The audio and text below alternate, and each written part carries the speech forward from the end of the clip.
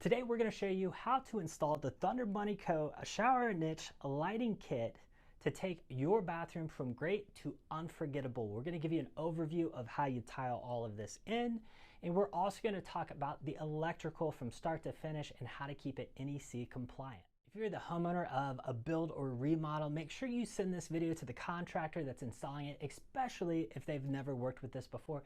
It's very simple, but there are a couple different steps that you want to make sure that you get right. So everything on the table here is what you're going to get in this kit, and the first thing that you're going to want to do is install the low voltage wire. So whenever you are framing everything out, this is marine grade wire. So this is going to go in first, and it's going to be a lot easier if you run this before you put any of your walls on or anything like that. That way you don't have to try and drop lines in. But you're going to run this basically from your driver all the way to your shower niche. And if you're going, what is a driver? This is a driver. You're going to get this in the kit. This is what takes your electric from 110 volts AC over to DC, and it also allows for this to be dimmable. So where do you put the driver?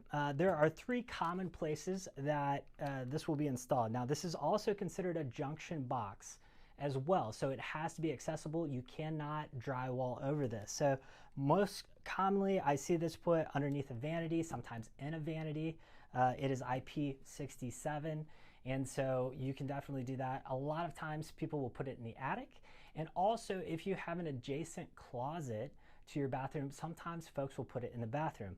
Now you're going to run your low voltage wire, which you get 25 feet of in a kit. For most bathrooms, this is going to be sufficient. Unless you have one giant bathroom, this is going to be enough. Now if you buy a double kit, so you want to run multiple wires or a vanity kit, it's going to come with an additional 25 feet. Now if you do determine that that is not enough for you, please just reach out to us. We'll get you some more.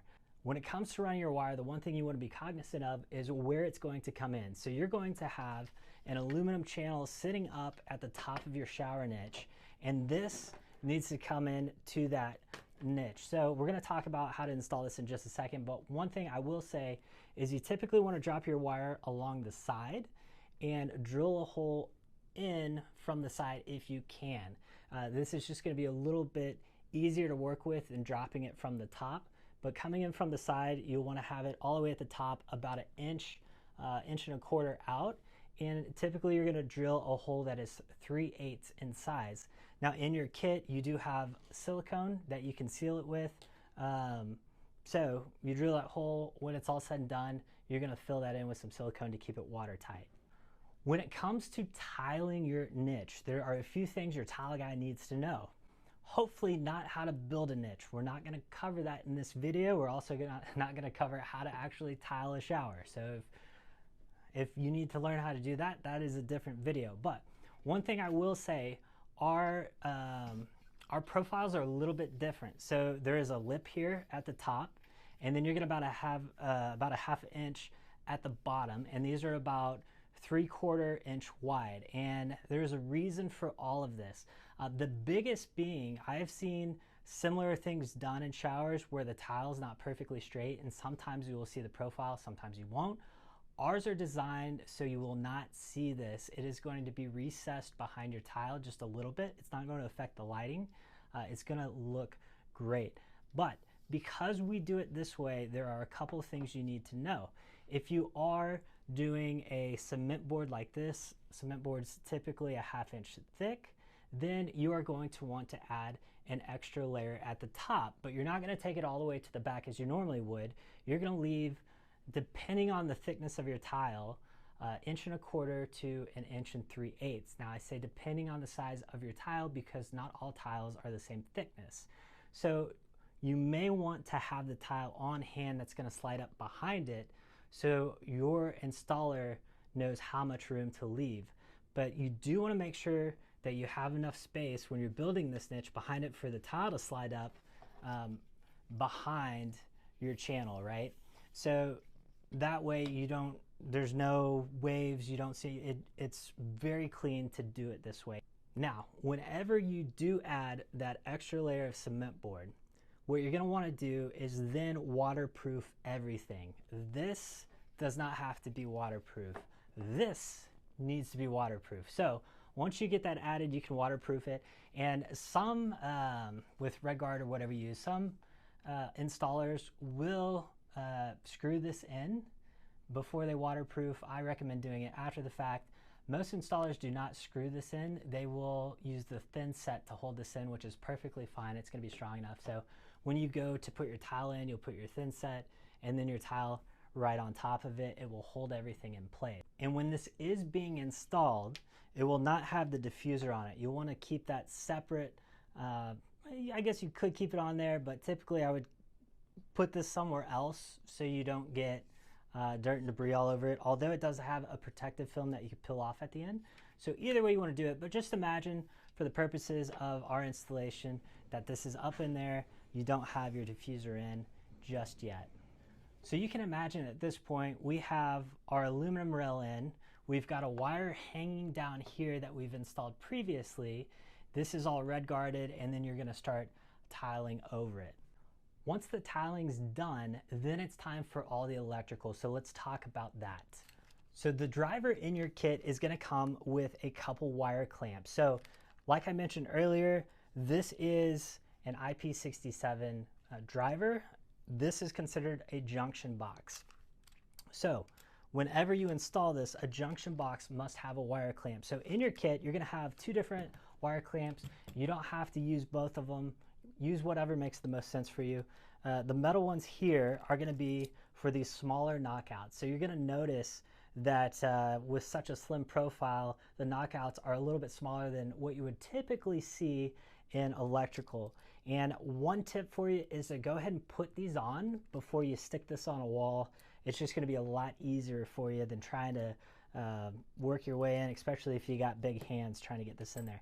So very simple, wire goes into this, you clamp it down. Now, the one thing I will say, with this being a smaller profile, your typical Romex 12.2 is going to be a very snug fit, but it will fit in here. And if you need to take the cover off, you can. But it's going to be a very snug fit. It will go though. The other option is one of these plastic clamps as well. These work a little bit differently. On the back, you have one on each side. You can clamp them in. They're going to spin. They're going to be a little bit loose. You're going to think, hey, that's not quite right. Well, whenever you stick this in, it's going to expand and it's going to hold it. So this is perfectly fine. Typically, you would use this installation if you're doing this in an attic where you can actually mount this on a 2x4, and these would just be off to the side. Otherwise, you're probably going to end up using the metal clamps. And coming out of our light switch here, we're going to have our 110 volt, which is going to come up into one side of your junction box. This is going to be very simple. You want to have a clamp, and then black goes to black, white goes to white, green goes to ground. And that's very simple on this side of the junction box. On the other side of the junction box, you're going to have 4 wires.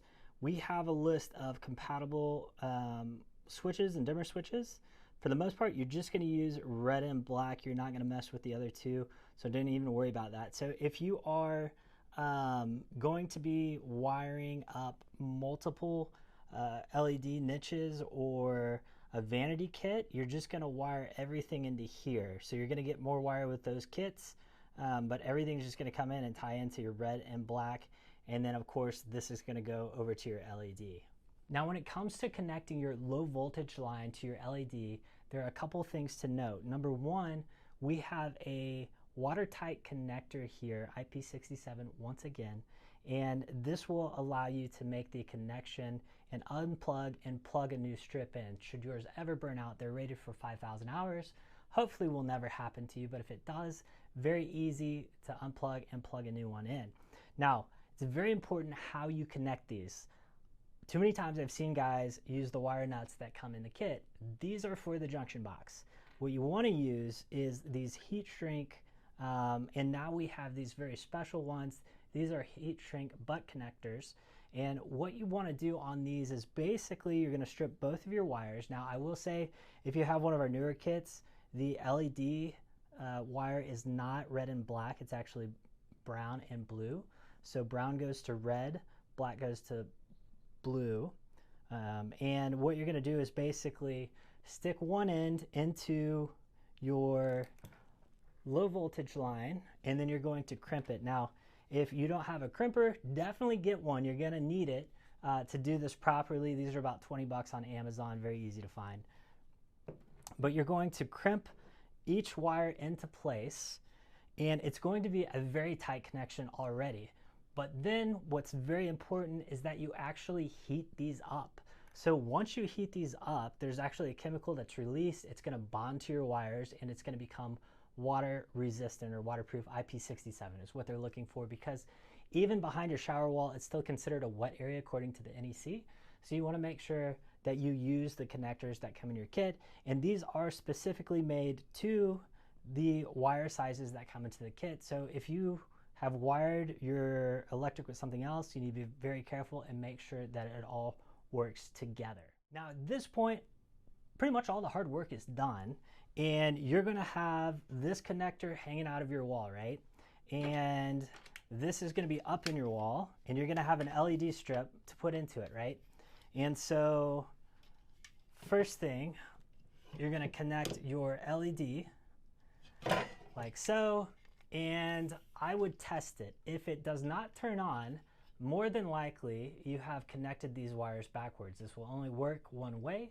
So if that happens to you, make sure to check the wires. Just swap them. You can swap them at the junction box, is probably going to be the easiest place, and see if it works. We test all the LEDs before they're shipped out, but every once in a while they do get damaged in shipping, but make sure you check that first. Now, when it comes to installing these, the reason I have this out, I want to show you a couple things. This is called a diffuser. This comes all the way out, and so you would have this out of here, and when you go to put this in, and this is why these are designed this way, you're going to actually fold this over, and this whole thing is going to fit inside of the aluminum profile, right? So just to make sure you guys can see that, I'll do it one more time. But this is going to fold over, and you're going to be able to slide this all the way to the end, so your light starts at the very end here, and hopefully, hopefully you won't have any gap before your light starts. That's a pet peeve of mine. I hate when you see a niche that's lit up and then there's shadows on the very edges. So we like for this to go all the way for the cleanest look. And then once you have it where you want it, you're going to silicone the hole in, like I mentioned. And then the question that I know you guys have is, well, what happens if it's too long? Can I cut it? Yes, this is one of the great things about this kit. You don't need to know your exact shower niche size before you order. You just have to know, whether you need the long kit or the short kit. But if you do go to cut this, there are these little copper markings about every 1.5 inches or so, maybe 2 inches, probably 2 inches, that you can cut. And one of the most important things to note, if you do cut this, then in your kit, you're going to get another end cap. And again, this is where the silicone comes in, and it has this little cap here, so it's going to make it really easy. But wherever you cut it, you're going to make sure to silicone this back on to keep everything watertight. That's very important. If your LED is exposed to the elements and it gets wet, it is possible for it to short out. You don't want that to happen, so make sure you do not skip that step. Now, one of the things, as far as running this all the way to the end, if you get to the point and you're like, oh my gosh, we're going to have 1.5 inches where it's not lit up, you can actually fold this over and it will still fit inside. I don't know if you guys can see that too well. I didn't do that for the camera. There we go. We're going to fold this over, and it will still fit inside of your channel. So if you're going to do this, just make sure to cut it a little bit longer than the channel, and you're going to be just fine. It's going to make for a really nice look, just like we have here. Boom. Now that is it as far as the installation goes. As always, if you have questions about how to install this, feel free to reach out. You can email us, you can call us, and also if you want to do multiple shower niches, there is a wiring diagram on our website. There is on the installation page. There's also diagrams if you want to get a vanity kit to go along with this. If you have a bigger project that is going to be more than just 1 or 2 niches or a shower niche and a vanity, feel free to reach out to us. We'd love to help you with your next project and make it look great. Thank you so much for watching, and we hope you make your next bathroom project awesome.